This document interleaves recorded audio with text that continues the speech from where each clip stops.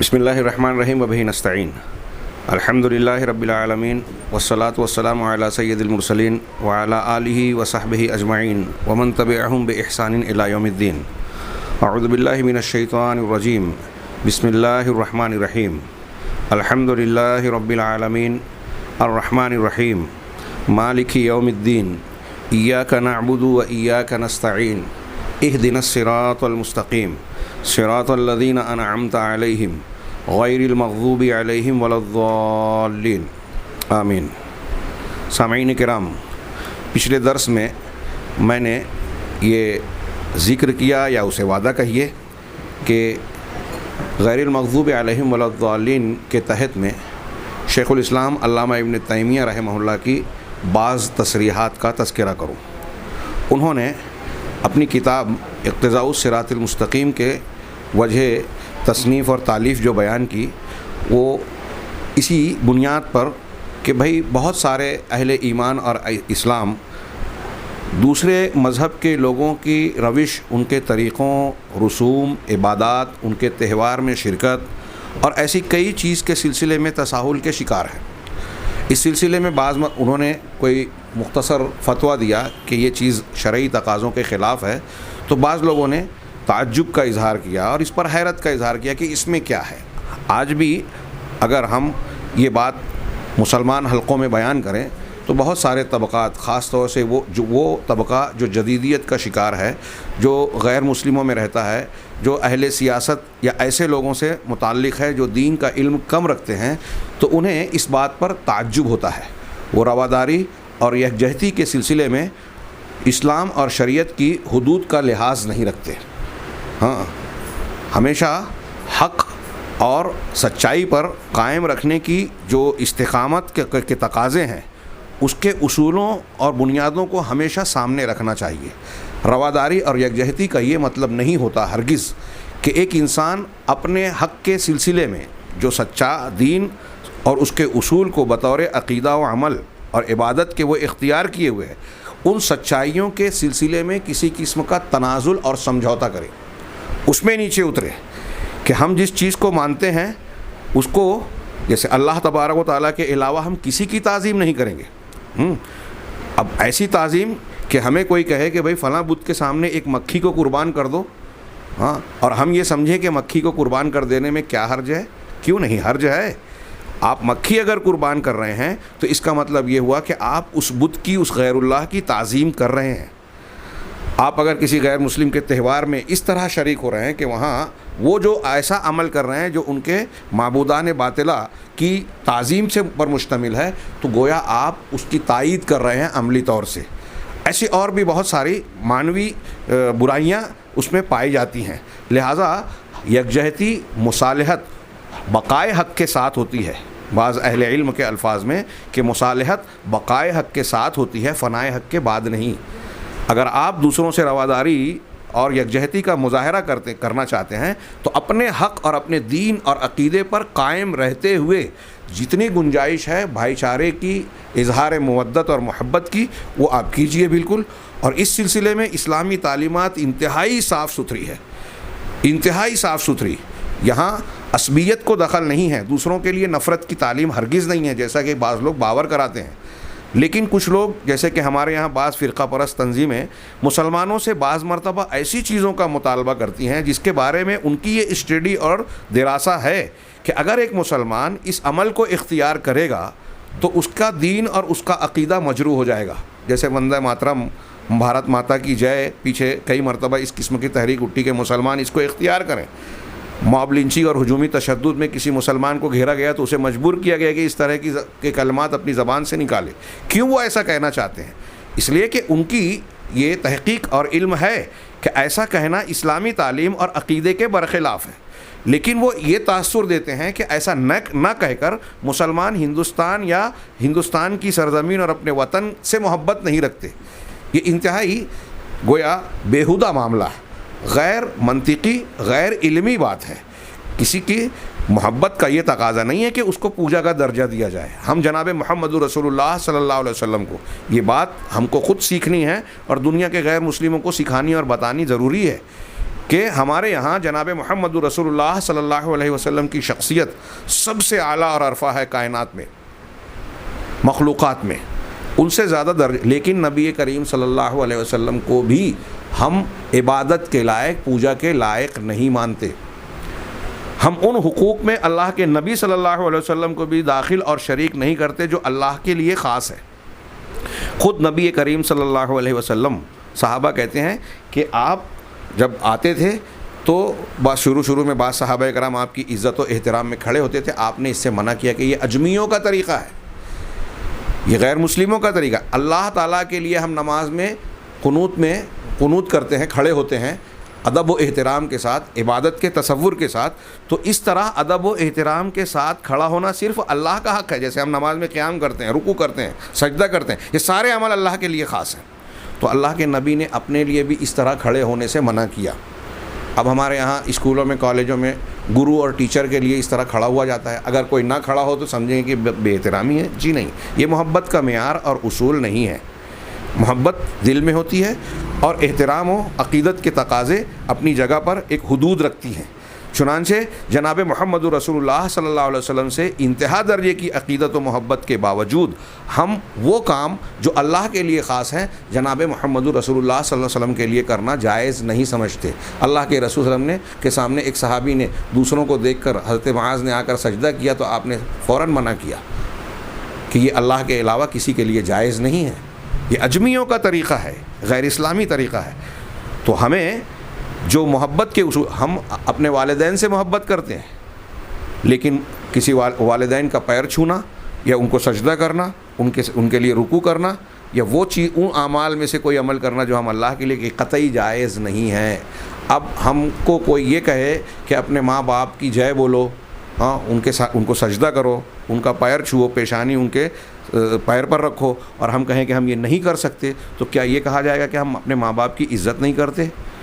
ان کا احترام نہیں کرتے؟ جی نہیں، یہ اچھی طرح سمجھنے اور سمجھانے کی ضرورت ہے، خاص طور سے ہندوستان کے جیسے ماحول میں جہاں ہم برادران وطن کے بیچ رہتے ہیں، اور ایسے کئی مقامات پر مسلمان کچھ امتحان سے گزرتے ہیں، اور ہمارا کچھ جدید تعلیم یافتہ طبقہ جو اسلام کی ان بنیادی تعلیمات سے واقف نہیں ہے۔ ہاں، پارلیمنٹ میں ایک صاحب نے کھڑے ہو کے کہا بھارت ماتا کی جے، میں کہہ رہا ہوں 3 مرتبہ کا، اس سے کیا ہوا؟ انہیں پتہ ہی نہیں کہ اس سلسلے میں اسلامی تعلیمات کیا کہتی ہیں اور ان پر کیا فتویٰ لگ سکتا ہے۔ قرآن و حدیث کی روشنی میں ہم کبریائی، بڑائی، عظمت کا اعلان صرف اللہ کے لیے کریں گے۔ ہمیں ہندوستان سے، اور جو مسلمان جس ملک اور وطن میں رہتا ہے اس وطن سے محبت کرتا ہے، ہم مکۃ المکرمہ کو مقامات میں اللہ اور رسول نے جو حیثیت دی ہے اس بنیاد پر سب سے زیادہ احترام والا شہر مانتے ہیں، لیکن اس کی بھی جے نہیں پکارتے، اس کی بھی اس طرح سے تعظیم نہیں کرتے جو اللہ تبارک و تعالیٰ کی خصوصیت اور خاصہ ہے۔ یہ بات اچھی طرح مسلمانوں کو آج سمجھنے کی ضرورت ہے، بہت سارے مسلمان نہیں سمجھتے، تو غیر مسلموں کو کیا سمجھا پائیں گے؟ اور اس کی تعلیم ہمیں غیر المغضوب علیہم ولا الضالین کے معنی اور مفہوم کو سمجھنے میں ہے۔ علامہ ابن تیمیہ رحمہ اللہ نے ایسی ہی پس منظر کی روشنی میں کتاب لکھی، اور پھر بتایا کہ جب اسلام نازل ہوا تو دنیا کا کیا حال تھا، پھر اللہ تبارک و تعالیٰ نے لوگوں کی ہدایت کے لیے اپنا دین اور قرآن نازل کیا، اور پھر اس میں جو تعلیم دی اس میں صاف صاف بتایا کہ یہ صراط مستقیم ہے، اس کی پیروی کی جائے، اور ان لوگوں کے راستے کو نہ اختیار کیا جائے جو اللہ کے غضب کا شکار ہوئے اور گمراہی کا شکار ہوئے۔ چنانچہ انہوں نے یہی بات کو بیان کرتے ہوئے جو ہم نے پچھلے درس میں جانا کہ غضب کی خصوصی وصف جو ہے وہ یہود کے لائق ہوا، اور گمراہی کا خصوصی وصف نصارہ کے لائق ہوا، اگرچہ کہ ان دونوں صفت میں مشترک ہیں، لیکن دونوں پر ایک چھاپ زیادہ گہری تھی، اس لیے وہ نام دیا گیا۔ تو ان کا یہ طریقہ تھا، اور اس کا استدلال کرتے ہوئے انہوں نے قرآن کی کئی آیتیں پیش کی۔ یہ جو انہوں نے قرآن کی آیتیں پیش کی، یہ تفسیر ابن کثیر میں علامہ ابن کثیر نے بھی بہت سی نقل کیا، علامہ شنقیطی نے اضواء البیان میں بھی، اور دوسرے اکثر مفسرین، محدثین، شارحین اسے بیان کرتے ہیں۔ انہوں نے مثال کے طور پہ قرآن کی یہ آیت نقل کی، قل هل انبئکم بشر من ذلک مثوبۃ عند اللہ من لعنہ اللہ وغضب علیہ وجعل منہم القردۃ والخنازیر وعبد الطاغوت، کہ اے رسول آپ ان سے کہیے کہ جس چیز پر یہ بات کر رہے ہیں اس سے زیادہ بدلے کے اعتبار سے، برے بدلے کے اعتبار سے کون ہے میں تمہیں بتاؤں؟ کیا میں تمہیں نہ بتاؤں کہ بدلے میں زیادہ برے لوگ کون ہیں؟ زیادہ برے لوگ اللہ کے نزدیک وہ ہیں جن پر اللہ نے لعنت کی، رحمت سے دور کر دیا، ان پر پھٹکار ماری، اپنی رحمت سے دوری کی، یا اور جن پر اللہ تبارک و تعالیٰ غضبناک ہوا۔ غضب کا لفظ غضب علیہ، یہی محل استشہاد ہے، جن پر ناراض ہوا۔ اور وجعل منہم القردۃ والخنازیر، اور ان میں سے کچھ لوگوں کو بندر اور خنزیر یعنی سور بنا دیا، ان کی شکل و صورت کا بنا دیا عذاب کے طور پر۔ وعبد الطاغوت، اور جن لوگوں نے طاغوت کی، اللہ کے علاوہ دوسروں کی، شیطان کی یا دوسری چیزوں کی پیروی کی۔ علامہ ابن تیمیہ نے اس آیت کو نقل کر کے کہا کہ اس میں ضمیر یہود کی طرف لوٹتی ہے اور انہی کے ساتھ خطاب ہے، جیسا کہ اللہ کی قرآن کی اس آیت کا سیاق و سباق بھی بتاتا ہے کہ یہاں مخاطب یہود ہے، اور آپ نے آیت میں پڑھا کہ اللہ تعالیٰ نے یہودیوں کو اللہ کی لعنت اور اللہ کے غضب کا شکار بتایا اس آیت میں۔ اسی طرح اللہ تبارک و تعالیٰ نے ایک آیت میں فرمایا کہ الم تر الی الذین تولوا قوما غضب اللہ علیہم ما هم منکم ولا منہم، کہ کیا تم نے ان لوگوں کی طرف نہیں دیکھا جو ایسی قوم سے دوستی گانٹتے ہیں، ایسی قوم سے تعلق استوار کر رہے ہیں، ان کی پشت پناہی اور ان کا ساتھ دیتے ہیں، جن پر اللہ غضبناک ہوا، جو اللہ جن پر غضبناک ہوا یہ اس سے دوستی گانٹ رہے ہیں۔ ہاں، ما ہم منکم، وہ تم میں سے بھی نہیں ہیں اور نہ ہی ان میں سے ہیں، نہ تم میں سے ہے نہ ان میں سے، دونوں کی طرف نہیں ہے۔ تو یہ کون لوگ ہیں جو دوستی گانٹتے ہیں؟ علامہ ابن تیمیہ نے کہا کہ وہ منافقین ہیں جن لوگوں نے یہود کے کا ساتھ اختیار کیا اور ان سے دوستی گانٹھی۔ یہ اس معنی میں تمام اہل تفسیر کا اتفاق ہے کہ یہاں اللہ تعالیٰ منافقوں کے بارے میں کہہ رہا ہے جو ان لوگوں سے دوستی گانٹ رہے ہیں جن پر اللہ کا غضب نازل ہوا، یعنی یہود۔ آیت کا سیاق و سباق بھی اسی پر دلالت کرتا ہے۔ اسی طرح اللہ تبارک و تعالیٰ نے فرمایا ضربت علیہم الذلہ، ان پر ذلت کی مار پڑ گئی، اینما ثقفوا، جہاں کہیں پائے گئے، یہ یہودیوں کے بارے میں کہا کہ ان پر ذلت کی مار پڑ گئی، الا بحبل من اللہ وحبل من الناس، سوائے اس کے کہ ان کو اللہ کی طرف سے یا لوگوں کی طرف سے پناہ اور پشت پناہی ملے۔ اللہ نے کہیں ان کو موقع دے دیا یا لوگوں کی طرف سے، مسلمانوں کے یہاں حکومت میں ذمہ بن کر رہے ہیں، کسی مسلمان نے پناہ دے دی، یا پھر غیر مسلم طاقتیں ان کو پناہ دے رہی ہیں، جیسے آج اسرائیل کا وجود عالمی طاقتوں نے کیا، نصارہ نے اور یورپ کی طاقتوں نے ان کے مقاصد اسلام اور مسلمانوں کی دشمنی میں اس ناجائز وجود کو جو ہے قائم رکھنا اور اس کی پشت پناہی کرنا ہے، اس لیے یہ اسرائیل ان کی پشت پناہی میں ترقی کر رہا ہے اور وجود پا کے فتنہ و فساد پوری دنیا میں پھیلائے ہوئے ہے۔ تو اللہ کی پناہ اور لوگوں کی پناہ انہیں ملے، ورنہ ان پر ذلت کی مار پڑی ہوئی ہے۔ وباؤوا بغضب من اللہ، اور یہ اللہ کے غضب کے ساتھ لوٹے، یہ اللہ تعالیٰ قرآن میں فرما رہا ہے۔ اور سورہ بقرہ میں اللہ تبارک و تعالیٰ نے ان کے بارے میں کہا وباؤوا بغضب من اللہ، کہ وہ اللہ کا غضب لے کر لوٹے، بلکہ ایک آیت میں سورہ بقرہ ہی میں کہا فباؤوا بغضب علی غضب، کہ یہ غضب پر غضب لے کر لوٹے، یعنی اللہ کی ناراضگی پر ناراضگی انہوں نے مول لے لی اور لوٹے۔ کیوں؟ یہ اس کے مستحق بنے، اپنے علم کے حق کی معرفت کے ہوتے ہوئے جو سرکشی اختیار کرنا، حق کی مخالفت کرنا ان کا وتیرہ تھا، جیسا کہ قرآن و حدیث کے بیانات میں موجود ہے۔ یہ یہود کا بیان ہے جو مغضوب علیہم۔ نصارہ کے سلسلے میں اللہ تبارک و تعالیٰ نے ارشاد فرمایا، ایک لمبی جگہ سے علامہ ابن تیمیہ نے قرآن کی آیت نقل کی، فرمایا لقد کفر الذین قالوا ان اللہ ثالث ثلاثہ، ان لوگوں نے کفر کیا جو کہتے ہیں کہ اللہ تین کا تیسرا ہے۔ یہ درمیان میں کچھ آیتوں کے بعد، 2-3 آیتوں کے بعد اللہ تعالیٰ فرماتا ہے قل یا اہل الکتاب لا تغلوا فی دینکم غیر الحق، آپ ان سے کہیں کہ اے اہل کتاب، یہاں مخاطب نصارہ ہیں، اے اہل کتاب تم دین میں ناحق غلو نہ کرو، غلو حد سے تجاوز، ناحق غلو نہ کرو، ولا تتبعوا اہواء قوم قد ضلوا من قبل، اور ان لوگوں کے خواہشات کی پیروی نہ کرو جو اس سے پہلے گمراہی کا شکار ہو چکے ہیں، خود بھی گمراہ ہوئے، وَأَضَلُّوا كَثِيرًا، اور بہت سارے لوگوں کو گمراہ بھی کیا، خود بھی گمراہ ہوئے اور بہت سارے لوگوں کو گمراہ کیا، وَضَلُّوا عَن سَوَاءِ السَّبِيلِ، اور سیدھے راستے سے، سوائے سبیل سے، سیدھے راستے سے وہ بھٹک گئے، اس سے ہٹ گئے، دور چلے گئے۔ علامہ ابن تیمیہ اس آیت کو نقل کر کے کہتے ہیں، ان آیتوں کو نقل کر کے کہ یہ نصارہ کے ساتھ خطاب ہے، یہ سورہ مائدہ کی آیتیں ہیں، نصارہ کے ساتھ خطاب ہے، جیسا کہ سیاق دلالت کرتا ہے، اور یہ انہی کا عمل تھا کہ وہ لوگ غلو کرتے تھے، یعنی حد سے تجاوز کرتے تھے، حد سے آگے بڑھ جاتے تھے، جیسا کہ اللہ تبارک و تعالیٰ نے انہیں دوسری آیتوں میں بھی اس سے منع کیا، اور پھر علامہ ابن تیمیہ نے کچھ اور بھی آیتیں نقل کی کہ اے اہل کتاب، تم دین کے سلسلے میں حد سے تجاوز نہ کرو اور اللہ پر وہ بات نہ کہو جو حق نہیں ہے، ولا تقولوا علی اللہ الا الحق، اللہ کے بارے میں وہی بات کہو جو حق ہے، سچ ہے، ثابت ہے۔ انما المسیح عیسی ابن مریم، یقیناً مسیح عیسیٰ ابن مریم رسول اللہ کے رسول ہیں، وکلمتہ، اس کا کلمہ ہے، القاہا الی مریم، جسے اللہ تعالیٰ نے مریم کی طرف القاء کیا، ڈالا، وروح منہ، اور اللہ کی طرف سے دی ہوئی روح ہیں، اللہ کی روح ہیں، یعنی اللہ تبارک تعالیٰ کی پیدا کی بھی اس کو گویا تشریف اور عزت کے طور پر ذکر کیا۔ تو یہ بغیر علم کے حضرت عیسیٰ علیہ السلام کے سلسلے میں بھی غلو کر رہے ہیں کہ ان کو اللہ کا بیٹا نعوذ باللہ بنا دیا۔ یہاں کہہ رہے ہیں علامہ ابن تیمیہ نے آگے کہا ان دلیلوں کو نقل کر کے کہ دیکھیے ان آیتوں میں خصوصیت سے یہود کے لیے غضب اور نصارہ کے لیے گمراہی کا تذکرہ کیا گیا کہ وہ لوگ بغیر علم کے گمراہیوں کا شکار ہوئے، اور یہ لوگ علم رکھتے ہوئے حق کی مخالفت کے عادی بن گئے۔ یہود حق سے تقصیر کرنے والے، حق کے سلسلے میں کوتاہی کرنے والے تھے، جانتے بوجھتے کوتاہی برت رہے ہیں، اور نصارہ حق کے سلسلے میں غلو کرنے والے تھے۔ علامہ ابن تیمیہ کے جملے کا ترجمہ ہے۔ آگے وہ کہتے ہیں کہ یہود کا خاص نشان غضب ہے، نصارہ کا خاص اور نصارہ کا گمراہی ہے، تو اس کے کچھ ظاہری اور باطنی اسباب بھی ہیں، لیکن علامہ ابن تیمیہ نے کہا کہ یہ اس تشریح کے بیان کا موقع نہیں ہے۔ آگے علامہ ابن تیمیہ کہتے ہیں کہ ان تمام چیزوں کی جو حاصل کلام کے طور پر مجموعی بات حاصل ہوتی ہے وہ یہ کہ یہود کے کفر کی اصل، یہود نے جو کفر کیا، ان کے کفر کی بنیاد علم کے باوجود عمل نہ کرنے کی جہت سے ہے،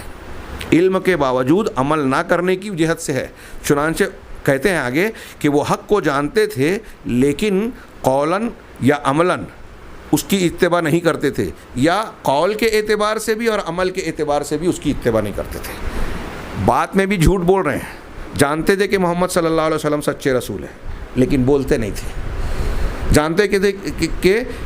قرآن کی تعلیمات توریت کی تعلیمات کے موافق ہیں، صداقت ہے اس میں، جانتے تھے کہ توریت کا حکم ہے کہ زانی کی سزا رجم کر دینا ہے شادی شدہ اگر ہے تو، لیکن عمل اس کے خلاف کر رہے ہیں، کہتے تھے کہ ایسی کوئی سزا نہیں ہے۔ تو یا تو قول میں وہ حق کی مخالفت کرتے تھے یا عمل میں یا دونوں میں، انہوں نے کہا۔ اسی طرح نصارہ کا کفر جو ہے وہ ان کے عمل میں تھا بغیر علم کے، اس جہت سے تھا نصارہ کا کفر، ان کی گمراہی کہ علم کے بغیر وہ عمل کرتے تھے، چنانچہ وہ بہت ساری عبادات کی قسموں میں محنت کرتے تھے۔ علامہ ابن تیمیہ کے جملوں کا ترجمہ کر رہا ہوں، وہ عبادات کی بہت ساری قسموں میں محنت اور مشقت اٹھاتے تھے بغیر اللہ کی شریعت کے، اللہ کا شرعی حکم نہیں ہے لیکن وہ عبادت کیے جا رہے ہیں۔ وَيَقُولُونَ عَلَى اللَّهِ مَا لَا يَعْلَمُونَ، اور اللہ تعالیٰ پر وہ باتیں کہتے تھے جس کا ان کو علم نہیں تھا، جیسے حضرت عیسیٰ علیہ السلام کے بارے میں، رہبانیت کے بارے میں۔ اسی لیے سلف میں سے کئی لوگوں نے جیسے سفیان ابن عیینہ اور ان کے علاوہ کچھ لوگ یہ کہتے ہیں کہ جو شخص ہمارے علماء میں سے گمراہی کا شکار ہو گیا ان کے اندر یہود کی مشابہت ہے، اور جو شخص ہمارے عبادت گزار عابدین اور زاہدین میں سے جو شخص گمراہی کا شکار ہو گیا اس کے اندر نصارہ کی صفت ہے۔ کہتے ہیں کہ اس میں یہاں اس معاملے میں مزید تفصیل کی گنجائش نہیں ہے۔ میں نے اس سے پہلے پچھلے درس میں اس کی تھوڑی سی تشریح کی اور یہ بتایا کہ ایسی گمراہی آج امت مسلمہ کے بھی بہت سارے اہل علم میں یہودیوں کے جیسی اور بہت سارے جاہلوں میں نصارہ کے جیسی کی گمراہیاں موجود ہیں، یعنی مغضوب علیہم اور ضالین کی۔ اب اس کے بعد علامہ ابن تیمیہ رحمہ اللہ نے کہا کہ اللہ تعالیٰ نے اس کے باوجود کہ اللہ تبارک و تعالیٰ نے ہمیں ان کے راستے کو اختیار کرنے سے منع کیا، بلکہ دعا سکھائی کہ ہر نماز میں ہم یہ اللہ سے مانگیں کہ غیر المغضوب علیہم ولا الضالین، کہ اللہ تعالیٰ جو تیرے غضب کا شکار اور مستحق ہوئے اور جو تیرے راستے سے بھٹک گئے ان لوگوں کے راستے سے ہم کو بچا، اس راستے پر نہ چلا۔ یہ بار بار دعا مانگنے کی تعلیم دی، گویا اس میں اس بات کی طرف صرف دعا مانگنے کی نہیں بلکہ اس کی تعلیم بھی ہے کہ ہم اس بارے میں چوکنا رہیں کہ ان لوگوں کا راستہ، ان لوگوں کا طریقہ اختیار نہ کریں۔ علامہ ابن تیمیہ نے اس کے بعد کہا اس کے باوجود اللہ تعالیٰ کی قضا نافذ ہونے والی تھی جو ہو کر رہی، جس کی خبر اللہ تعالیٰ نے اپنے رسول صلی اللہ علیہ وسلم کو دی، اور اللہ کے رسول صلی اللہ علیہ وسلم نے ہم کو آگاہ اور متنبہ کیا اور بتایا، جیسا کہ بخاری اور مسلم کی حدیث میں ہے کہ اللہ کے رسول صلی اللہ علیہ وسلم نے فرمایا لَتَتَّبِعُنَّ سُنَنَ مَنْ كَانَ قَبْلَكُمْ شِبْرًا بِشِبْرٍ وَذِرَاعًا بِذِرَاعٍ، کہ تم اپنے سے پہلے لوگوں کے نقش قدم پر ضرور بضرور، تاکید والا جملہ ہے اس لیے ترجمہ کر رہا ہوں، ضرور بضرور اپنے سے پہلوں کے نقش قدم پر چلو گے، بالشت ببالشت، زرا بزرا، مفہوم ہے کہ بالکل ہو بہو، کوئی فرق نہیں ہوگا، جیسے وہ گمراہ ہوئے ویسے تم بھی گمراہی کا شکار ہوگے۔ تو انہوں نے آگے کہا کہ حتی لو دخلوا جحر ذب لدخلتموہ، یہاں تک کہ اگر ان میں سے کوئی شخص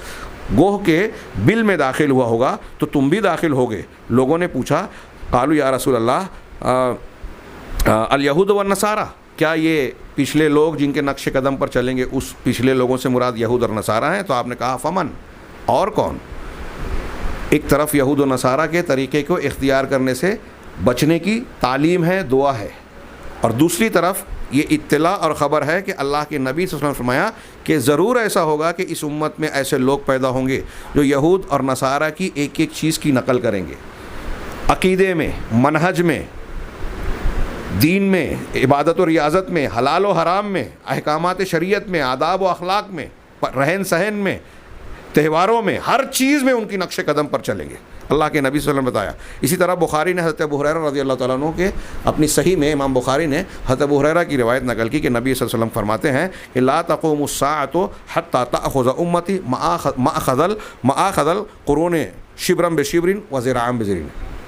کہ قیامت اس وقت تک قائم نہیں ہوگی جب تک کہ میری امت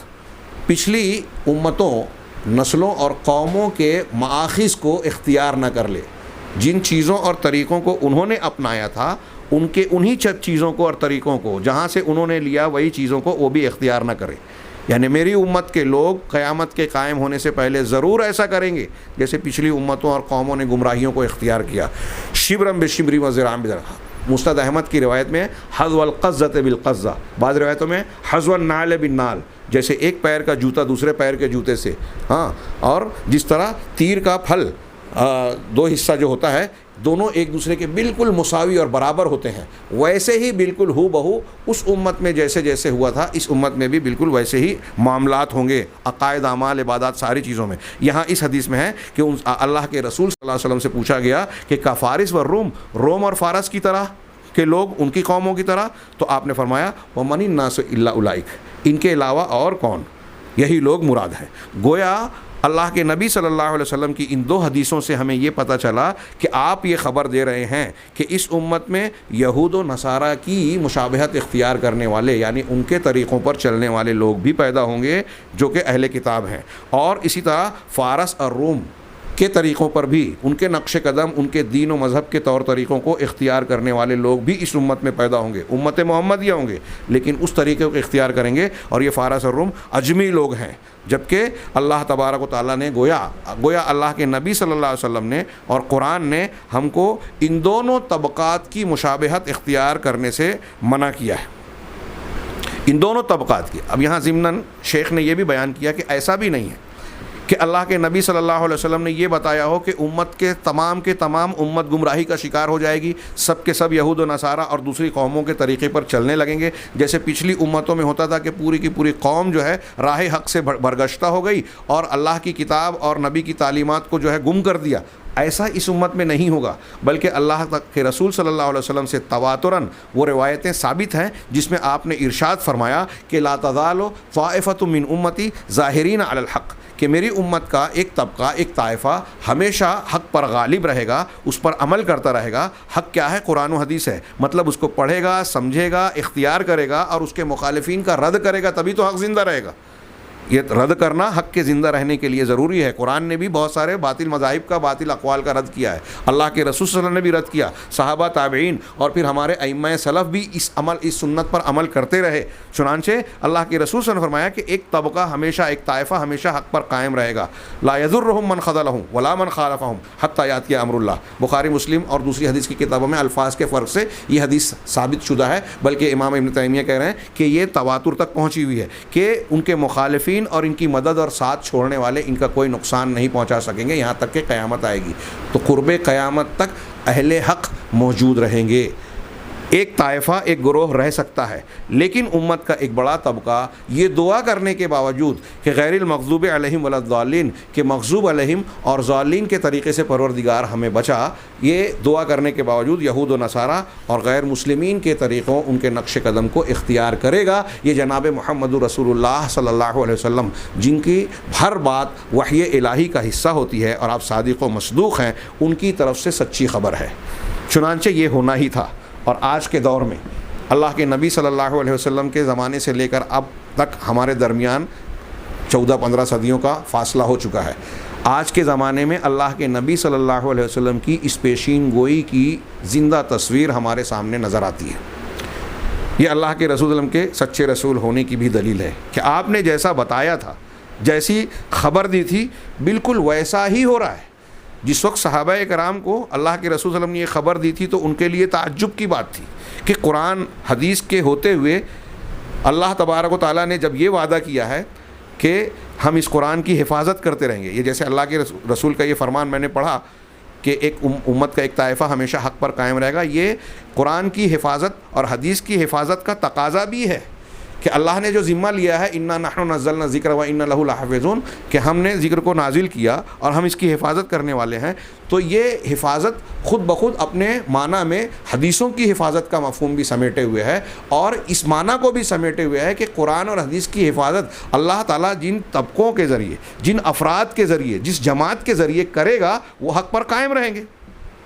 فرشتوں کے ذریعے سے تو قائم نہیں رکھے گا نا اللہ تعالیٰ، مطلب ایک طائفہ ہوگا جو قرآن کی خدمت کرتے ہوئے اس کا دفاع بھی کرے گا۔ جو لوگ قرآن کے ساتھ کھلواڑ کر رہے ہیں، اس کے غلط معنی و مفہوم بیان کر رہے ہیں، اس کا رد بھی کرے گا، تاکہ قرآن کا صحیح معنی اور مفہوم، اس کے صحیح الفاظ ہی نہیں، اس کی صحیح تفسیر بھی محفوظ رہے،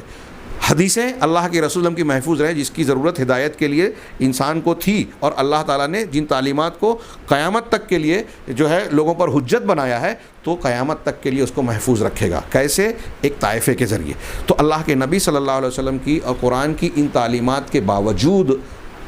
آپ کی یہ سچی خبر آج ہمیں اس طرح دکھائی دے رہی ہے کہ صرف آداب میں، طور طریقے میں نہیں، صرف ہمارے نوجوان عیسائیوں، یہودیوں کی طرح گلے میں لاکٹ، ہاتھ میں کڑا اور بالوں کا ہیئر اسٹائل، کپڑا، لباس، چال ڈھال، طور طریقہ اور زبان و بیان ہی نہیں اختیار کر رہے ہیں، بلکہ ہم دیکھ رہے ہیں کہ ان کے عقیدوں کو بہت سے لوگوں نے اختیار کر لیا۔ ان سے اتنا متاثر ہیں کہ وہ جس حدیث پر اعتراض کرتے ہیں، ہمارے بہت سارے دانشوران اس حدیث کے سلسلے میں شک و شبہات کا شکار ہو جاتے ہیں، اور اگر جواب نہیں دے پاتا تو خود بھی جو انکار کر بیٹھتے ہیں۔ ان کو نہیں سمجھ میں آ رہا ہے تو یہ بھی نہیں دیکھتے کہ بھائی ہم سے زیادہ صاحب علم اور وحی کے معنی اور مفہوم کو جاننے والے ہیں، وہ جانتے ہوں گے، تو ان کی طرف معاملے کو پلٹایا جائے۔ چنانچہ ہم دیکھتے ہیں کہ بہت سارے علماء کہلانے والے دانشوران جو اچھی نیت رکھتے تھے، کفار و مشرکین، یہود و نصارہ کے جواب دینے کی طرف گئے اور بہت سارے قرآن و حدیث کے ثابت شدہ امور کا رد کر دیا، عقائد کا رد کر دیا۔ سر سید احمد خان کو دیکھیے، مولانا ابو العلا مودودی صاحب کو دیکھیے، امین احسن اصلاحی صاحب کو دیکھیے، شیخ حمید الدین فراہی کو دیکھیے۔ ان کی قابلیت اور یہ ایک لوہا ماننے والا دنیا میں ایک طبقہ موجود ہے، لیکن قرآن و حدیث کے سلسلے میں ان کی ٹھوکریں، ان کے انحرافات بالکل واضح ہیں۔ کوئی اگر شخص اس کو برا سمجھتا ہے تو معاف کرے، لیکن یہ ایک زندہ اور سچی حقیقت ہے۔ اللہ تبارک و تعالیٰ نے ہمیں یہ تعلیم دی۔ علامہ ابن تیمیہ رحمہ اللہ نے فرمایا کہ اس صاف ستھری تعلیم اور دعا کے باوجود آپ اگر ایک ایک نقطے کی طرف غور کریں، قرآن اور حدیث نے اچھی طرح ذہن نشین کریں یہ بات کہ یہود و نصارہ کی گمراہیوں، انحرافات اور ان کے غلط کاریوں کے سلسلے میں جو جو باتیں قرآن و حدیث میں بیان کی ہیں، کوئی ایک بات بھی آج اب آپ کو ایسی نہیں ملے گی جو امت محمدیہ کا کوئی نہ کوئی طبقہ اپنے آپ کو مسلمان کہتے ہوئے قرآن حدیث کو ماننے کا دعویٰ کرنے کے باوجود، رسول اللہ صلی اللہ علیہ وسلم پر ایمان اور محبت کا دعویٰ کرنے کے باوجود یہود و نصارہ کے ایک ایک طور طریقے کو اختیار نہ کیے ہو، عقائد سے لے کر آداب زندگی کی چھوٹی سے چھوٹی بات، ہر معاملے میں بالکل نبی کریم صلی اللہ علیہ وسلم کا فرمان ہم کو سچا ہوتا دکھائی دیتا ہے کہ بالکل ہو بہو بالشت ببالشت ہو بہو ہماری امت محمدیہ کے افراد پچھلی قوموں کی پیروی کر رہے ہیں۔ یہاں علامہ ابن تیمیہ نے اپنی کتاب اقتضاء الصراط المستقیم میں بطور نمونہ ابتدائی بحثوں میں کچھ اعمال اور کچھ چیزوں کی طرف اشارہ کیا کہ قرآن میں یہ بیان کیا گیا اور آج ہمارے یہاں پایا جاتا ہے وہ معاملہ۔ مثال کے طور پہ میں تیزی سے سرسری طور سے اس کا تذکرہ کروں، قرآن کی آیت انہوں نے پیش کی وَدَّ كَثِيرٌ مِّنْ أَهْلِ الْكِتَابِ لَوْ يَرُدُّونَكُم مِّن بَعْدِ إِيمَانِكُمْ كُفَّارًا، کہ اہل کتاب کی ایک بڑی تعداد یہ چاہتی ہے، یہ پسند کرتی ہے کہ کاش تمہیں جو ہے ایمان کے بعد، ایمان لانے کے بعد، مومن ہونے کے بعد تم کو کفار کی حیثیت سے بدل دے، یعنی مسلمان ہونے کے بعد تمہیں پھر سے کافر بنا دے، کفر کی طرف پلٹا دے۔ ان میں کی ایک قوم ایسا چاہتی ہے۔ ہاں، کیوں چاہتی ہے یہ؟ حسدا من عند انفسہم، اپنی طرف سے حسد کی وجہ سے، من بعد ما تبین لہم الحق، حق کے ان کے سامنے ظاہر اور صاف ہو جانے کے باوجود، حق معلوم ہو گیا کہ یہ جو دین ہے دین حق ہے، سچا مذہب ہے، اللہ کی طرف سے آیا ہے، یہ رسول برحق ہے، اس کے باوجود جو حق ملا ہے اس سلسلے میں یہ تم سے حسد کرتے ہیں اور حسد کی بنیاد پر کفر کی طرف پلٹا دینا چاہتے ہیں۔ علامہ ابن تیمیہ نے بتایا کہ اس آیت میں اللہ تعالیٰ نے یہود کی مذمت کی ہے اور بتایا ہے کہ وہ اہل ایمان کی ہدایت اور علم پر حسد کرتے ہیں۔ چنانچہ آگے وہ بیان کرتے ہیں کہ بہت سارے علم کی طرف نسبت رکھنے والے لوگ، مشائخ، اہل علم آج مسلمانوں میں ایسے ہیں اور ان کے علاوہ بھی جو ان لوگوں کے بارے میں حسد رکھتے ہیں جن کو اللہ تبارک و تعالیٰ نے علم نافع اور عمل صالح کی ہدایت دی۔ اس امت ہی میں جن کو علم نافع اور عمل صالح ملا ہے ان سے کچھ دوسرے علماء اور مشائخ اس بنیاد پر حسد رکھتے ہیں، جبکہ یہ مطلق طور پر ناپسندیدہ اخلاق ہے، بری عادت ہے، اور یہ مقام، یہ اخلاق مغضوب علیہم کا ہے۔ اسی طرح اللہ تبارک و تعالیٰ نے قرآن مجید میں ارشاد فرمایا کہ ان اللہ لا يحب من کان مختالا فخورا، اللہ ان کو پسند نہیں کرتا جو اترانے والے اور فخر کرنے والے ہیں۔ الذین یبخلون، جو بخیلی کرتے ہیں، ویأمرون الناس بالبخل، اور لوگوں کو بخیلی کا حکم دیتے ہیں، ویکتمون ما آتاہم اللہ من فضلہ، اور اللہ نے ان کو جو فضل عطا کیا ہے، نوازا ہے، اس کو وہ چھپاتے ہیں۔ یہاں علامہ ابن تیمیہ نے کہا کہ دیکھیے یہاں اللہ تبارک و تعالیٰ نے یہود کو بخل کی صفت سے متصف کیا، علم میں بھی بخل کرتے ہیں اور مال کے ساتھ بھی بخل کرتے ہیں، اگرچہ کہ یہاں آیت کا جو سیاق و سباق ہے وہ علم میں بخیلی پر زیادہ دلالت کرتا ہے کہ جو علم ان کو اللہ کی کتاب کا، توریت کا ان کو حاصل تھا، جس کی بنیاد پر وہ بہت سارے حقائق اور سچائیاں جانتے تھے، اس میں بخیلی کرتے تھے، چھپاتے تھے، بتاتے نہیں تھے۔ تو یہی مقصود اکبر ہے یہاں۔ اسی وجہ سے قرآن کی اور بھی 3-4 آیتیں علامہ ابن تیمیہ نے نقل کی اور بتایا کہ اللہ تعالیٰ نے علم کو ان کو چھپانے کی خصوصیت بتائی اور علم کے چھپانے کی بڑی شدید مذمت کی کہ جو چیز اللہ تعالیٰ نے آسمان سے نازل کی ہے لوگوں کی ہدایت کے لیے، لوگوں کو بینات اور دلائل کے طور پر پیش کرنے کے لیے، آپ اسے چھپا رہے ہیں، جو بتانے والی چیز ہے آپ اسے چھپا رہے ہیں۔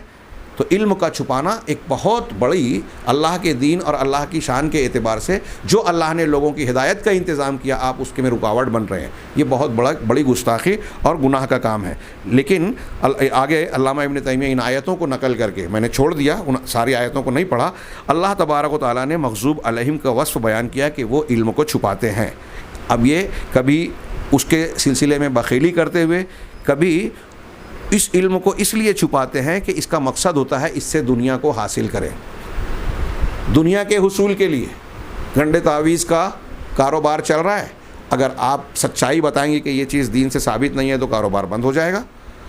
ہاں، ایسی اور بھی بہت ساری ہم آج کے ماحول میں مثالیں دے سکتے ہیں۔ تو دین کو حاصل کرنے کے لیے کبھی اس خوف سے کہ اگر ہم نے سچی بات بتا دی تو ہمارا مخالف ہمارے خلاف حجت پکڑے گا۔ ہاں، کہتے تھے کہ ہماری باتیں جو توریت انجیل کی ہے یہ مسلمانوں کو نہ بتاؤ، قرآن نے نقل کیا کہ کہیں ایسا نہ ہو کہ لیحاجکم بہ عند ربکم، کہ یہ تمہارے خلاف اللہ تعالیٰ کے سامنے جو ہے حجت پیش کریں اور بتائیں کہ دیکھو یہ تو جانتے تھے۔ ایسے ہی آج ہمارے یہاں ایک مسلک کا عالم جاتا ہے ایک آدمی سوال پوچھنے کہ بھئی طلاق کے سلسلے میں قرآن و حدیث کی روشنی میں جواب دیجئے کہ اکٹھا 3 دیا تو کتنا، تو کہتا ہے کہ ہمارے عالم کہتا ہے کہ ہمارے مسلک میں یہ ہے کہ تینوں واقع ہو جائے گی۔ وہ پوچھ رہا ہے قرآن و حدیث میں کیا ہے، اور یہ کہہ رہے ہیں ہمارے مسلک میں یہ ہے۔ ایسے کئی واقعات ہیں کہ کسی نے شدت سے جب پوچھا تو مسلک کے کا بتانے کے بعد انہوں نے کہا کہ بھئی حدیث کی روشنی میں تو ایک مجلس میں ایک ہی واقع ہوگی۔ ہاں، فتویٰ دے دیا حلالہ کرنا پڑے گا، فتویٰ دے دیا کہ ہندوستان میں سود جائز ہوگا، ایسے اور بھی کئی فتاوے دے دیے، ہیلے اور بہانے بتا دیے کہ زکوٰۃ سے اس طرح بچیں۔ تو سچی بات کو کہ قرآن و حدیث میں یہ بات ہے اس لیے چھپا رہے ہیں کہ اگر یہ بتا دیں گے تو ہمارے مسلک پر حرف آئے گا۔ ابھی گزشتہ دنوں ہندوستان میں حلالے کا موضوع چلا، سپریم کورٹ نے، عدالت عالیہ نے اس میں مداخلت کرنی چاہیے، حکومت نے مداخلت کرنا چاہیے، سارے مسلمان اس کے مخالف رہے، ٹھیک ہے ہم بھی تھے، لیکن اصل نشانہ حلالہ تھا۔ حلالہ ایسی چیز تھی جس کا معقول جواب ان کے پاس نہیں تھا جو لوگ مانتے ہیں۔ ٹی وی چینلز پر سوال کیا جا رہا ہے، کورٹ میں سوال کیا گیا، اس پر خاموشی اختیار کی جا رہی ہے یا غیر معقول جواب دیا جا رہا ہے جس میں اطمینان بخش پہلو موجود نہیں تھا۔ کیوں؟ کسی کو یہ توفیق نہیں ہوئی یہ لوگ یہ کہیں کہ بھائی ٹھیک ہے ہمارے مسلک میں یہ بات تو تھی ہے لیکن یہ قرآن و حدیث میں نہیں ہے، اسلام کا دامن اس سے پاک ہے۔ یہ نہیں کہا، گویا چھپایا۔ یہ کتمان حق، یہ یہود کی صفت قرآن و حدیث میں مختلف مقامات پر بتائی گئی۔ علامہ ابن تیمیہ نے کہا کہ علم کی طرف نسبت رکھنے والے ہمارے بہت سارے گروہ آج اس مصیبت میں گرفتار ہیں، وہ بھی علم کو چھپاتے ہیں، کبھی اس کی بخیلی کرتے ہوئے، کبھی اس ڈر سے، اس کراہت کے ساتھ کہ ان کے علاوہ دوسرا آدمی بھی وہ فضیلت نہ پالے جو ان کو حاصل ہے، یا کبھی کوئی علم کو چھپا کر کوئی ریاست، کوئی اقتدار کے حصول میں یا مال کی خواہش میں وہ علم کو چھپاتے ہیں۔ کبھی ایسا ہوتا ہے کہ وہ ایسا سمجھتے ہیں کہ اگر صحیح علم بتا دیں گے تو ہماری حکومت اور اقتدار یا حکمرانی میں کمی آ جائے گی، مال میں کمی آ جائے گی، یا کوئی اور نقصان دنیا کا ہو جائے گا، اس لیے علم کو اور سچائی کو چھپاتے ہیں۔ آج دیکھیے ایسا آپ کو مختلف مقامات پر بہت کھلے نظر آئے گا۔ میں بعض مثالیں دوں گا تو کچھ لوگوں کو ناراضگی ہوگی کہ یہ ان چیزوں پر تنقید کر رہے ہیں، کچھ لوگ سمجھیں گے کہ یہ ہمیں کہا جا رہا ہے۔ امام مالک نے فتویٰ دیا طلاق المکرہ لیس بشیء کہ زبردستی کی طلاق کوئی چیز نہیں ہے، تو وقت کے خلیفہ نے بلایا کہ یہ فتویٰ واپس لو، کیونکہ اس نے کچھ لوگوں سے زبردستی بیعت لی تھی، تو اس نے سمجھا کہ اس فتوے کی ضرب میری اس بیعت پر پڑ رہی ہے، لہذا امام مالک سے کہا کہ فتویٰ واپس لو۔ گویا امام مالک سے علم کے چھپانے کا مطالبہ کر رہا تھا، لیکن امام مالک رحمہ اللہ نے کہا کہ میں نے قرآن و حدیث کی روشنی میں یہ فتویٰ دیا ہے، یہ وضاحت کی ہے، میں اس پر قائم ہوں، اس کو واپس نہیں لے سکتا۔ نتیجے میں کہا کہ ہم سزا دیں گے، کہا منظور ہے۔ امام مالک کے مونڈھے اکھاڑے گئے، گدھے پر بٹھایا گیا، منہ پر کالک پوتی گئی، بازاروں میں گھمایا گیا۔ امام مالک نے گھومتے ہوئے بھی یہ کہا کہ جو مجھے جانتا ہے وہ جانتا ہے، جو نہیں جانتا وہ جان لے کہ میں مالک ابن انس ہوں، اور میں یہ کہتا ہوں کہ زبردستی کی طلاق کوئی چیز نہیں۔ علم کو، سچائی کو ہم چھپا نہیں سکتے، یہ اہل حق کی علامت ہے۔ اور یہاں تک کہ آپ دیکھیں گے کہ ہمارے یہاں علامہ ابن تیمیہ کہا کہ کچھ لوگ ایسے بھی ہیں کہ کسی مسئلے میں جس میں حق اس کے مخالف ہوتا ہے کسی خاص مسلک کے ماننے والوں کے، تو وہ حق کو جانتے ہوئے بھی اس حق کو چھپاتے ہیں کہ ایسا نہ ہو کہ ہمارے مخالف کو قوت ملے۔ ہاں، بعض آپ یہاں عبد الرحمن ابن مہدی جو امام بخاری کے استاد ہیں ان کا قول نقل کیا کہ اہل علم، اگر آپ سچے اور دیانتدار اہل علم کا طریقہ دیکھیں گے، اہل سنت والجماعت کا طریقہ، تو جب وہ کسی مسئلے میں اقوال نقل کرتے ہیں تو اپنے موافق اقوال بھی نقل کرتے ہیں اور اپنے مخالف بھی، لیکن اہل بدعت کا وتیرہ آپ دیکھیں گے کہ وہ صرف وہی قول نقل کریں گے، وہی بات نقل کریں گے جس سے یہ ظاہر ہو کہ ان کے حق میں تائید ہو رہی ہے، اپنے مخالف دلیلوں کو وہ ذکر نہیں کرتے، اقوال کو ذکر نہیں کرتے۔ اب یہاں امام ابن تیمیہ نے ایک مثال یہ بھی دی کہ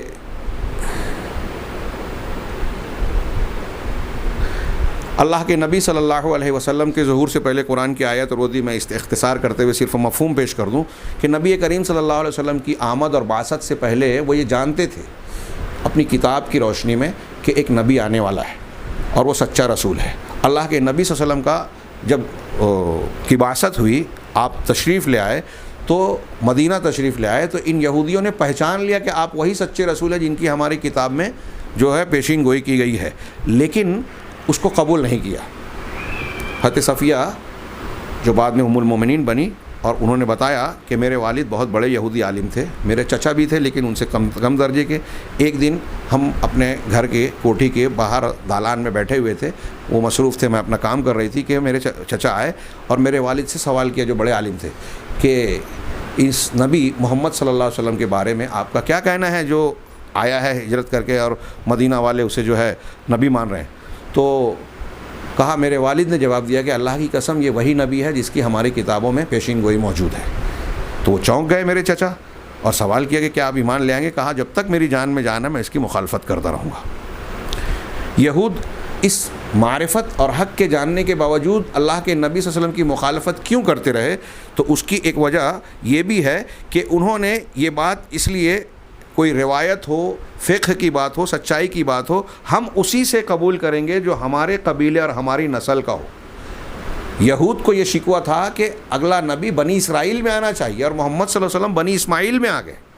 علامہ ابن تیمیہ نے اس کا ذکر کیا کہ یہ ان کی قومی اور نسلی عصبیت تھی جس کی بنیاد پر انہوں نے حق کو قبول نہیں کیا۔ یہی بات آپ مغضوب علیہم کی اس صفت کو آج بہت سارے مسلمان طوائف اور گروہوں میں پائیں گے کہ ہمارے مسلک کے لوگ، ہماری جماعت کے عالم، ہمارے فلاں اور فلاں نے اگر کوئی روایت بیان کی ہے، ہمارے مولوی صاحب نے بیان کیا ہے، ہمارے پیر صاحب نے بیان کیا ہے، ہمارے سلسلے کے لوگ اگر کوئی بات بیان کرتے ہیں تو ہم مانیں گے، لیکن ہمارے سلسلے سے الگ سلسلے والے نے اگر کوئی بات کہی ہے یا کوئی دوسرے مسلک کے آدمی نے کہی ہے تو وہ کتنی بھی سچی ہو، قرآن و حدیث کی دلائل سے مدلل ہو، پھر بھی ہم اسے قبول نہیں کریں گے۔ یہ یہود کی صفت ہے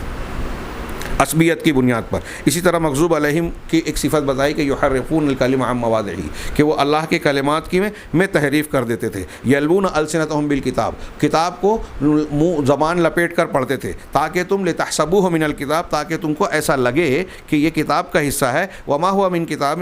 من الکتاب، جبکہ وہ کتاب کا حصہ نہیں ہوتی تھی۔ اب تحریف کی دو قسمیں ہو سکتی ہیں، ایک تحریف التنزیل، ایک تحریف التاویل، یعنی قرآن میں اللہ کے جو کلمات ہیں، اللہ کی کتاب کے جو کلمات ہیں ان کلمات میں تحریف، اور ایک یہ ہوتا ہے کہ تعویل و تفسیر میں تحریف۔ تو جہاں تک تحریف التاویل کا معاملہ ہے تو یہ اس امت میں بہت ہے، یہودیوں نے جو تحریف کی، معنی و مفہوم کی، اس امت میں آپ کو بہت کثرت سے نظر آئے گی۔ ہاں، اور اس میں اس امت کے بہت سارے لوگ مبتلا ہوئے، اللہ کے ناموں کی جو دلالتیں ہیں اس کو پلٹ دیا۔ ابھی ہم لوگ عرش کے بارے میں گفتگو کر رہے تھے تو اس میں ایک وضاحت کی ضرورت تھی کہ اہل سنت کا یہ عقیدہ اور اصول ہے کہ غیبیات کے سلسلے میں جو الفاظ عربی زبان کے استعمال ہوئے ہیں ان کا جو معنی اور مفہوم اہل عرب مانتے تھے ہم اسی معنی پر محمول کریں۔ ہاں، کیفیت نہیں بیان کی گئی تو یہ کہیں کہ اس کی کیفیت ہم نہیں جانتے، وہ کیسی ہے ہمیں نہیں خبر، جیسے قرآن و حدیث میں بیان کیا گیا ہے اور جیسے اللہ کے اور اس کے عمل کے شایع نشان ہے ویسا ہی ہے۔ یہ ایک قاعدہ بن گیا، تو کیفیت ہم نہیں جانتے مطلب اس کے معنی کو مانتے ہیں، مگر یہاں اللہ کے ناموں اور غیبیات سے متعلق بہت ساری چیزوں کے بارے میں جو ہے تحریف کر دی گئی۔ اسی طریقے سے مسلک اور اپنے موقف کو جو خود ساختہ اصول ہے اس کی تائید میں لوگوں نے قرآن کے معنی اور مفہوم کو کچھ سے کچھ بنا دیا گیا۔ ہم نے شروع میں جو اصول تفسیر اور تفسیر بالرائے والی مثالیں پیش کی تھی، تو باطنیہ، اہل رفض و تشیع اور پھر اہل تصوف، فلاسفہ اور مناطقہ، فلسفہ اور منطق کی بنیاد پر تفسیر کرنے والوں نے تفسیر کے سلسلے میں قرآن مجید کو نعوذ باللہ کھلواڑ بنا لیا اور اس کو اس کے اصل مفہوم سے ہٹا کر ایسی دور اسکار تفسیرات کی ہیں جس کا قرآن کے اصل و مراد، مفہوم اور مقاصد سے کوئی تعلق ہی نہیں ہے۔ اور رہا تنزیل میں جو اللہ نے نازل کیا ہے اس میں رد و بدل کا معاملہ، تو کہا کہ اس میں ہم دیکھتے ہیں کہ الفاظ رسول قرآن میں تو نہیں، نبی کریم صلی اللہ علیہ وسلم کے حدیثوں کے الفاظ میں لوگوں نے بہت سارے پھیر بدل کیے اور جھوٹی اور منکر حدیثیں گڑھ کر اسے بیان کیا۔ صحیح حدیثوں میں اپنی باتوں کو درج کر کے، جس کو مدرج کہتے ہیں، اسے بیان کرنے کی کوشش کی۔ معنی اور مفہوم کی تشریح میں الگ، جھوٹی حدیثیں باقاعدہ گڑھی گئیں، اگرچہ کہ جو اس امت کے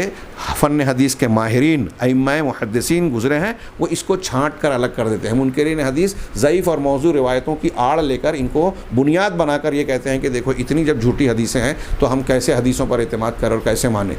جی، اللہ تبارک و تعالیٰ نے صحیح حدیثوں کو پرکھنے کو اصولوں کی بنیاد پر غلط موضوع اور جھوٹی حدیثوں سے چھانٹ کر الگ کروا دیا ہے۔ غالباً میں سمجھتا ہوں ہارون رشید کے دربار میں جابر بن یزید جوفی کو کہا گیا کہ اس کو قتل کیا جائے، تو اس نے کہا کہ مجھے تو مار دو گے لیکن میں نے 70,000 یا اتنی لاکھ حدیثیں جو لوگوں میں بنا کر تقسیم پھیلا دیا اس کا کیا ہوگا؟ تو ہارون رشید نے کہا کہ اس کی فکر نہ کرو. اللہ تعالیٰ نے امام مالک اور ان جیسے بہت سارے محدثین اور ماہرین حدیث کو پیدا کیا ہے جو تمہاری جھوٹی اور ضعیف حدیثوں کو، بناوٹی حدیثوں کو صحیح حدیثوں سے چھانٹ کر الگ کر دیں گے. بہرحال اللہ کے رسول صلی اللہ علیہ وسلم کی حدیثوں میں لوگوں نے وضع اور نہ جانے کیا کیا معاملات کیے، بڑھانے اور گھٹانے کی بھی کوشش کی، اور لوگ جو ہے کہیں کہیں قرآن کے معاملے میں بھی جو تنزیل ہے اس میں بھی لفظی تحریف کرنے کی بھی اس امت نے کوشش کی، اگرچہ یہ ممکن نہیں تھا، اللہ تعالیٰ نے اس کو پاک رکھا ہے، لیکن بعض لوگوں نے اس میں بھی کوشش کی اور کسی حد تک اپنے طور سے اس کو مانتے بھی ہیں. جیسا کہ کچھ لوگ جو اللہ تعالیٰ کی صفت کلام کا انکار کرتے ہیں، ان لوگوں نے وَكَلَّمَ اللَّهُ موسیٰ تکلیما، قرآن اصلی یہ ہے، اس کو بدل کر کیا پڑھا؟ وَكَلَّمَ اللَّهَ موسیٰ تکلیما. وَكَلَّمَ اللَّهُ کا مطلب ہوگا اللہ نے موسیٰ سے بات کیا، اور تکلیمہ جو مفعول مطلق کی حیثیت سے کلمہ کا مصدر ہے آیا ہے عربی زبان کے قاعدے کے مطابق، یہ فعل کو اس کے معنی میں خاص کر دیتا ہے کہ اللہ نے کلام ہی کیا، بالکل پکی بات. تو ایک معتزلہ نے اس کو بدل کے جو اللہ کی صفت کلام کا انکار کرنا چاہتے ہیں وہ کہتے ہیں وَكَلَّمَ اللَّهَ، اللہ موسیٰ نے اللہ سے کلام کیا، یعنی اللہ نے کلام نہیں کیا، موسیٰ نے کہا. ایک معتزلی نے ہمارے قرائے سبا میں سے ایک قاری سے کہا کہ اس کو کلم اللہ مت پڑھو، کلم اللہ پڑھو. تو اس نے کہا کہ اس کو اگر تم بدل دو گے تو اس آیت کا کیا کرو گے جس میں اللہ نے کہا وَكَلَّمَهُ رَبُّهُ، کہ ان سے ان کے رب نے بات کی. اب یہاں تو کلمہ میں ہا کی ضمیر وہ ضمیر مفعول ہی ہے، اس کو کسی بھی شکل میں آپ دوسرے معنی میں پھیر نہیں سکتے. تو وہ خاموش ہو گیا، اس کو کوئی جواب نہیں بن پڑا. بہرحال یہ الفاظ میں بھی اس طرح سے یہاں کوشش کی گئی ہے. اس طرح کی انہوں نے کچھ مثالیں اور باتیں بیان کرنے کے بعد آگے کہا کہ اس امت نے یہود و نصارہ کی اس تحریف والی روش کو بھی اختیار کیا. اسی طرح اللہ تبارک و تعالیٰ نے غلو سے منع کیا، یا اہل الکتاب لا تغلوا فی دینکم، بہت ساری آیتوں میں، لیکن اس امت نے بھی غلو اختیار کیا. پچھلی قوموں میں ہم دیکھتے ہیں کہ کچھ لوگوں نے انبیاء کو، سچے نبیوں کو نبی نہیں مانا، یا پھر کچھ لوگوں کو مانا احبار اور رہبان کو نبی کا نہیں بلکہ اللہ کا درجہ دے دیا، نبی کا درجہ دے دیا کہ وہ جس چیز کو حلال کہیں اس کو حلال، جس چیز کو حرام کہیں اس کو حرام. قرآن نے اس کا ذکر کیا اتخذوا احبارهم ورهبانهم اربابا من دون اللہ، کہ انہوں نے اپنے احبار اور رہبان کو اللہ کو چھوڑ کر رب بنا لیا. یعنی وہ جس چیز کو، جیسا کہ اللہ کے رسول کی تفسیر حضرت عدی بن حاتم کی روایت میں موجود ہے کہ وہ جس چیز کو حلال کہتے حلال مان لیتے، جس چیز کو حرام کہتے حرام مان لیتے، اور یہ لوگ اس میں ان کی اتباع کرتے. علامہ ابن تیمیہ رحمہ اللہ نے اس پوری تفصیل کو نقل کرنے کے بعد کہا کہ ہمارے بہت سارے آج کے عبادت گزار لوگ اور بعض لوگ جو اپنے اپنے بزرگوں کو، پیروں کو کی تعظیم کے خوگر ہیں، ان کے نزدیک، یعنی میرے نزدیک یہ امام ہے، یہ بزرگ ہیں، جن کے نزدیک جو بڑا ہے وہ اپنے اس بڑے کو یہ حق دیتا ہے کہ اس کے ہر حکم کی پیروی کرتا ہے، اس کے حکم کو مانتا ہے، اگرچہ کہ وہ حرام کو حلال کرنے اور حلال کو حرام کرنے پر مشتمل ہو. قرآن و حدیث میں ایک چیز حرام ہے، اگر ان کا بزرگ، ان کا پیر، ان کا امام یہ کہہ رہا ہے کہ یہ حلال ہے تو وہ اس امام کی بات کو مان لے رہے ہیں. اسی طرح اللہ تبارک و تعالیٰ نے گمراہ لوگوں یعنی عیسائیوں کے بارے میں، نصارہ کے بارے میں کہا وَرَهْبَانِيَّةً ابْتَدَعُوهَا، کہ رہبانیت جسے انہوں نے ایجاد کر لیا، بدعت بنایا. ابتداع یعنی بدعت کے طور پر اختیار کیا. مَا كَتَبْنَاهَا عَلَيْهِمْ، ہم نے ان پر یہ فرض نہیں کیا تھا إِلَّا ابْتِغَاءَ رِضْوَانِ اللَّهِ. ہاں، تو آگے یہ علامہ ابن تیمیہ کہتے ہیں کہ مسلمانوں کے کئی گروہ ہیں جو آج بدعتی قسم کی رہبانیت کو اختیار کیے ہوئے ہیں اور اس کے خوگر ہیں. اس کی کھلی مثال ہم اہل تصوف میں دیکھ سکتے ہیں، اور فضائل کے نام پر جھوٹی حدیثیں بنا کر جو بہت سارے اعمال کی فضیلت بتائی جاتی ہے جس کا قرآن و حدیث سے کوئی تعلق اور واسطہ نہیں ہے، یہ دراصل اسی رہبانیت کا ہی ایک حصہ اور ٹکڑا ہے. ان صوفیوں کی روایات اور ان کے واقعات کو عوام میں بیان کر کے ایسی چیزوں کو لوگوں کو اختیار کرنے کی طرف ترغیب دی جاتی ہے فضائل کے نام پر جس کا قرآن و حدیث سے تعلق نہیں ہے. اور آپ نے فلاں عمل کر لیا، ایسا ذکر کر لیا، فلاں مراقبہ کر لیا تو آپ کو ایسی فضیلت مل جائے گی کہ سارے گناہ معاف، اور یہ اور یہ اور یہ، جو قرآن و حدیث سے ثابت نہیں ہے. جو قرآن و حدیث سے ثابت ہے وہ علی العین والراس، سر آنکھوں پر. لیکن وہ اعمال جن کا طریقہ،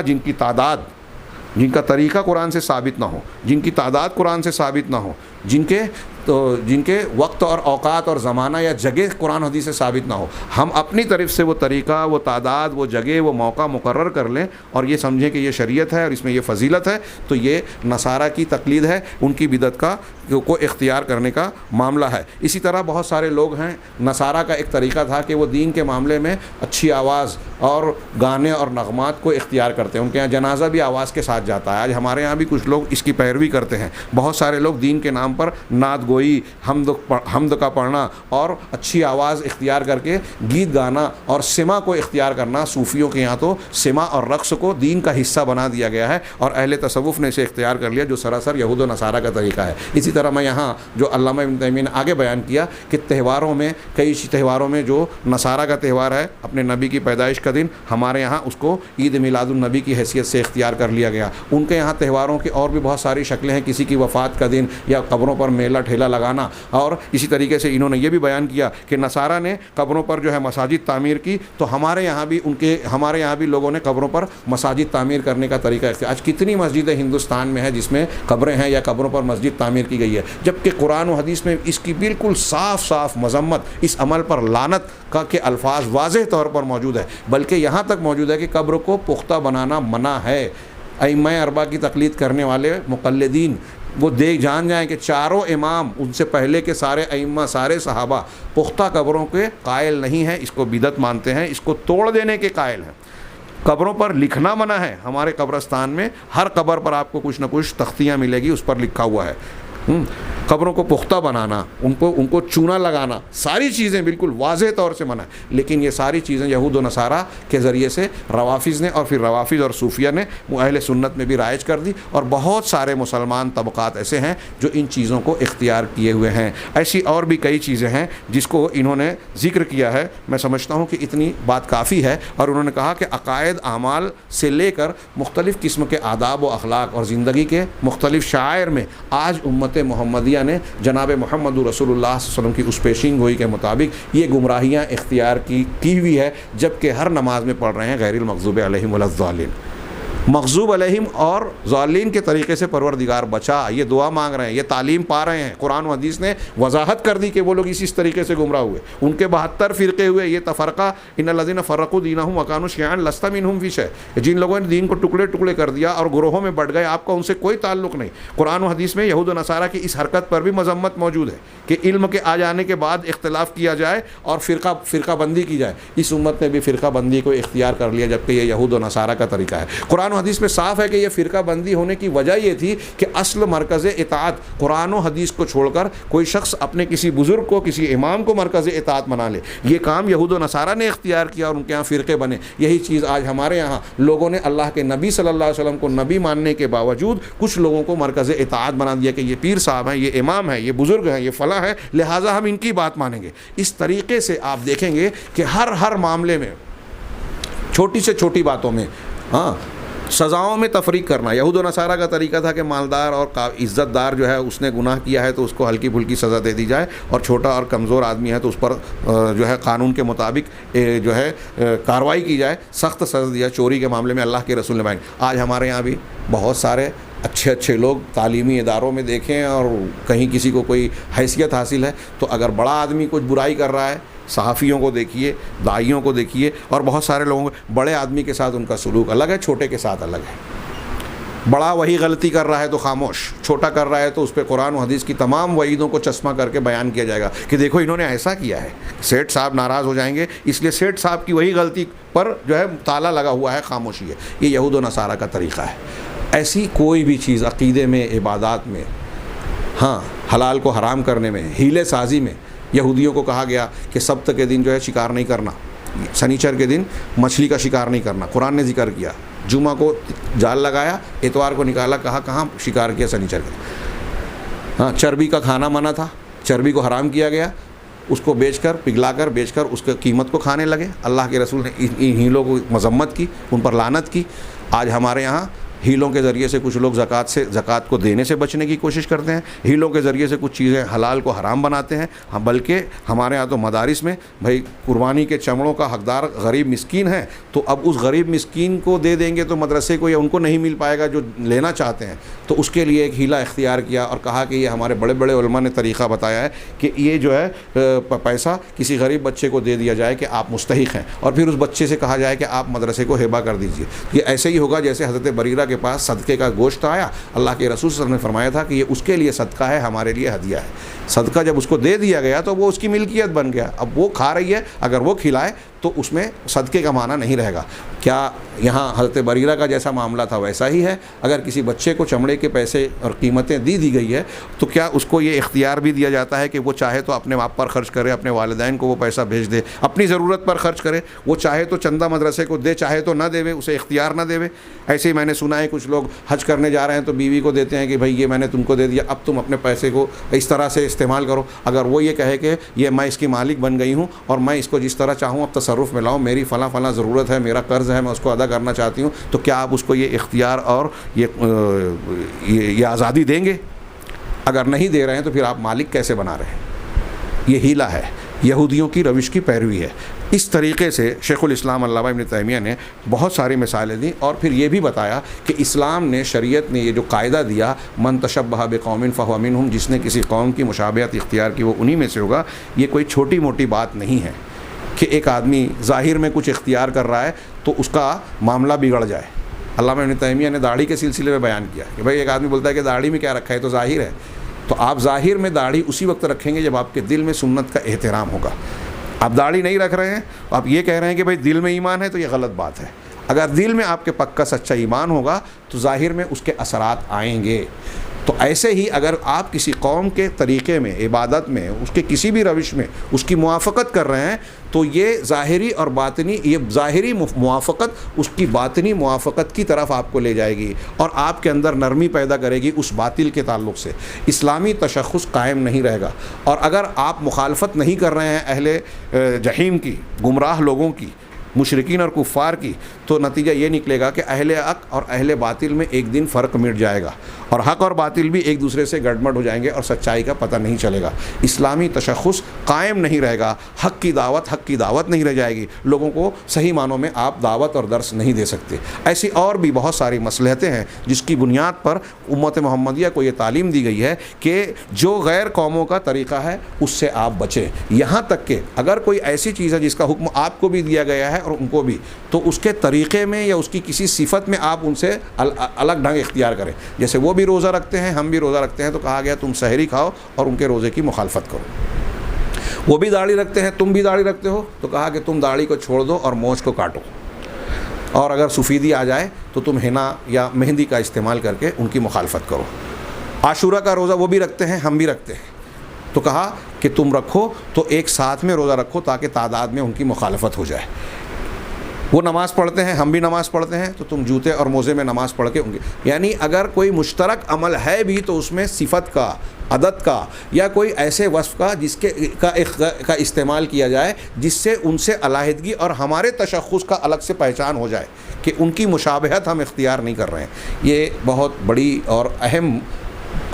بڑا اور اہم پہلو ہے جس کی تعلیم ہم کو ہر نماز کی ہر رکعت کی دعا میں سکھائی گئی کہ پروردگار ہمیں صراط مستقیم دکھا، چلا اور اس کی توفیق دے، اس پر قائم رکھ ان لوگوں کا راستہ جو انعام یافتہ ہیں. کون انعام یافتہ ہیں؟ جن کو صحیح علم بھی ملا اور صحیح عمل کی توفیق بھی ملی، اس علم پر عمل کی توفیق بھی ملی. اور مغضوب علیہم کا طریقہ نہیں، جو حق کو جانتے ہیں لیکن علم کے ہوتے ہوئے علم کے تقاضے پر عمل نہیں کرتے، سچائی کو مانتے نہیں ہیں. اور نہ ہی ضالین کے طریقے پر چلا جو جہالت کے ساتھ میں دین اور شریعت کو اختیار کیے ہوئے ہیں اور بدعت خرافات کو اللہ کا دین سمجھ کر اپنائے ہوئے ہیں اور سمجھتے ہیں کہ اس میں بڑی فضیلت ہے. تو ان کے راستوں سے بھی ہم کو بچا. ہمیں حق کی پہچان کا ایک نشان دیا گیا کہ حق وہ ہے جو انعام یافتہ لوگوں کا، جناب محمد رسول اللہ صلی اللہ علیہ وسلم کا بتایا ہوا اور آپ کی پیروی کرنے والے لوگوں کا طریقہ ہے. اور ان لوگوں کا راستہ حق ہو ہی نہیں سکتا جس میں جناب محمد رسول اللہ صلی اللہ علیہ وسلم کی مخالفت ہو، علم کے اعتبار سے یا عمل کے اعتبار سے. اللہ تبارک و تعالی ہمیں حق کی معرفت سے نوازے اور اس پر عمل کرنے کی توفیق عطا فرمائے، اور ان لوگوں کے طریقے سے جو کسی بھی قسم کی گمراہی کے شکار ہیں یا اللہ کے غضب کے حقدار بنے، اللہ تعالیٰ ان کے طریقوں سے ہمیں محفوظ رکھے، دنیا اور آخرت میں کامیابی سے نوازے۔ وآخر دعوانا الحمدللہ رب العالمین۔